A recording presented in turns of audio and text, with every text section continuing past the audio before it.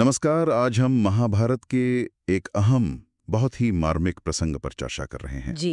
जब भगवान कृष्ण वनवास में रह रहे पांडवों से मिलने पहुंचे थे काम्यक वन में। हाँ। हमारे पास जो जानकारी है वो मुख्यतः द्वारका की रक्षा और पांडवों से भेंट वाले अंशों से है। बिल्कुल। और हमारा मकसद है इस पूरी घटना को और खासकर इसमें कृष्ण की भूमिका को थोड़ा और गहराई से समझना। हाँ, और ये मुलाकात ना भावनात्मक रूप से बहुत गहरी है। आप सोचिए, एक तरफ पांडवों की वो निराशा, हताशा, और दूसरी तरफ कृष्ण का आगमन, अकेले नहीं बल्कि अपने शक्तिशाली सहयोगियों के साथ। कौन कौन थे उनके साथ? उनमें द्रौपदी के भाई धृष्टद्युम्न थे, चेदी राजा धृष्टकेतु थे और यादवों के बड़े वीर भोज, वृष्णि, अंधक, ये सब शामिल थे। अच्छा। और ये सभी हस्तिनापुर में जो अन्याय हुआ था उससे बहुत ज्यादा गुस्से में थे, युधिष्ठिर की मदद के लिए एकदम तैयार। तो कृष्ण के पहुंचते ही माहौल एकदम बदल गया होगा। बिल्कुल। और कृष्ण का अपना रवैया भी बहुत गंभीर था। उन्होंने आते ही एक तरह से प्रतिज्ञा ली। हाँ, वो प्रतिज्ञा बड़ी कठोर थी। बहुत। उन्होंने कहा, ये धरती दुर्योधन, कर्ण, दुशासन और शकुनी का खून पिएगी। बाप रे। और युधिष्ठिर को फिर से सम्राट बनाने का संकल्प लिया। उनका क्रोध साफ दिख रहा था। ऐसा लग रहा था कि वो अभी कौरवों पर चढ़ाई कर देंगे। फिर अर्जुन ने उन्हें रोका, है ना? हाँ, यहीं पर अर्जुन सामने आते हैं। और देखिए, अर्जुन की स्तुति सिर्फ शांत करने की कोशिश भर नहीं है। अच्छा। ये एक तरह की कूटनीति भी कह सकते हैं। वो कृष्ण को उनके असली दिव्य स्वरूप की याद दिलाते हैं। कैसे? क्या कहते हैं वो? वो कहते हैं कि ब्रह्मा और शिव भी आप ही से जन्मे हैं, आप नारायण हैं, मैं नर हूं। ये सब याद दिलाकर वो ध्यान फौरी गुस्से और लड़ाई से हटाकर बड़े लक्ष्य पर ले जाते हैं। बिल्कुल, धर्म स्थापना और उनके अपने दिव्य संबंध पर। और फिर कृष्ण का जवाब भी देखिए, कितना स्नेह भरा है। हाँ, वो कहते हैं, तुम मेरे हो और मैं तुम्हारा हूं। जी, ये उनके अटूट बंधन को दिखाता है, रिश्ता कितना गहरा है। इसी बीच द्रौपदी की क्या स्थिति थी? वो तो अपने अपमान से बहुत दुखी होंगी। बहुत ज्यादा।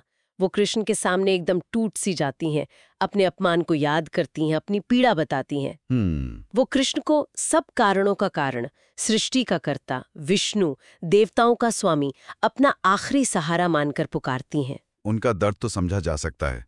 वो स्पेसिफिक बातें याद करती हैं ना, कैसे उन्हें भरी सभा में। हाँ, कैसे उन्हें घसीटा गया, कैसे दुशासन ने उनके बाल पकड़े, और सबसे ज्यादा चुभने वाली बात क्या? कि कुरु सभा के बड़े बूढ़े भीष्म, द्रोण और यहाँ तक कि उनके अपने पति पांडव भी बस देखते रहे, कुछ कर नहीं पाए। उनका वो सवाल आज भी गूंजता है, इतने शक्तिशाली लोग मेरी लाचारी को देखते हुए चुप क्यों बैठे रहे? सही कहा। और उनकी ये पुकार सिर्फ दुखड़ा नहीं है, ये एक तरह से ईश्वर से संवाद है, जहां वो न्याय पर सवाल उठाते हुए भी कृष्ण पर अपनी पूरी आस्था दिखा रही हैं। खासकर ये याद करते हुए कि कृष्ण ने पहले भी उनकी लाज बचाई थी। बिल्कुल, चीरहरण के समय। बिल्कुल। और कृष्ण का आश्वासन भी उतना ही दृढ़ है। वो द्रौपदी से कहते हैं कि जिन्होंने तुम्हारा अपमान किया है उनकी पत्नियां ऐसे ही रोएंगी। हाँ, मेरे वचन कभी खाली नहीं जाएंगे। अर्जुन और धृष्टद्युम्न भी इस प्रतिज्ञा का समर्थन करते हैं, जिससे द्रौपदी को कुछ ढाढ़स बनता है। अच्छा, पर एक सवाल यहाँ उठता है, जब ये सब हो रहा था, द्यूत क्रीड़ा, द्रौपदी का अपमान, जी, तब कृष्ण कहाँ थे? वो वहाँ क्यों नहीं थे? हाँ, ये सवाल पांडवों ने भी पूछा। कृष्ण बताते हैं कि वो उस समय द्वारका में नहीं थे, बल्कि द्वारका की रक्षा में लगे हुए थे। द्वारका की रक्षा? किससे?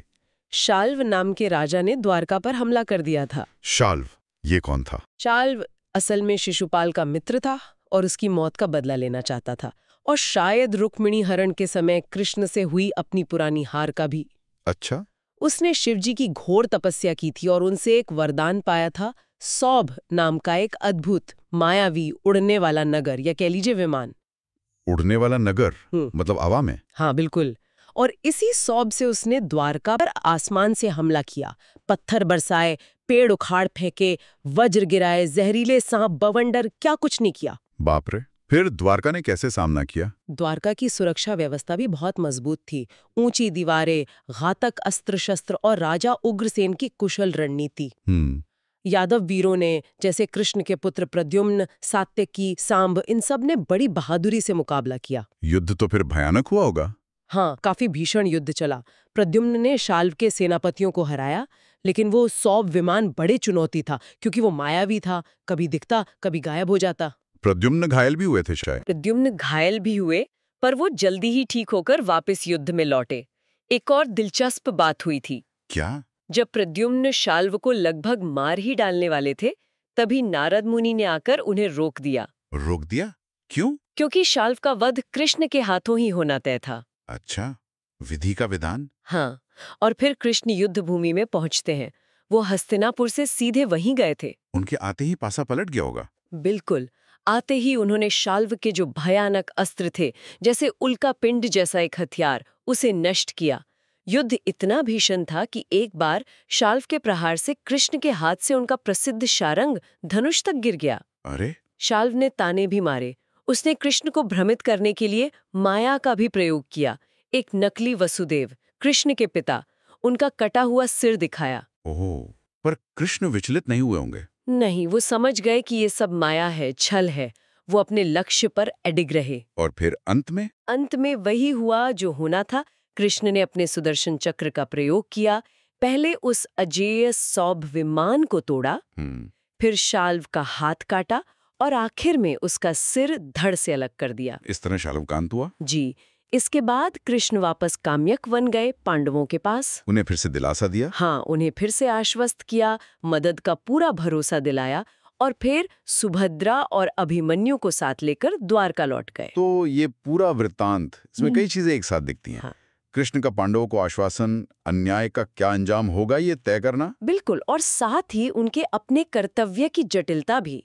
एक तरफ पांडवों की चिंता, दूसरी तरफ द्वारका की रक्षा की जिम्मेदारी। हाँ, ये संतुलन साधना उनके लिए कितना जरूरी था। उनकी प्रतिज्ञा, द्रौपदी की वो अटूट आस्था और शाल वध के जरिए धर्म स्थापना का वो संकल्प, ये सब इसे बहुत महत्वपूर्ण बना देते हैं। जी, तो इस पूरी चर्चा से हम ये समझ सकते हैं कि कैसे कृष्ण के कार्यों में उनके भक्तों के प्रति उनका गहरा स्नेह, और साथ ही पूरे ब्रह्मांड की व्यवस्था बनाए रखने की उनकी जो बड़ी जिम्मेदारी है, उसके बीच एक संतुलन साधने की कोशिश दिखती है। सही कहा। श्रोताओं के लिए शायद एक विचारणीय बिंदु ये हो सकता है कि ये संतुलन, ये तनाव कृष्ण के निर्णयों और कार्यों को किस तरह प्रभावित करता है।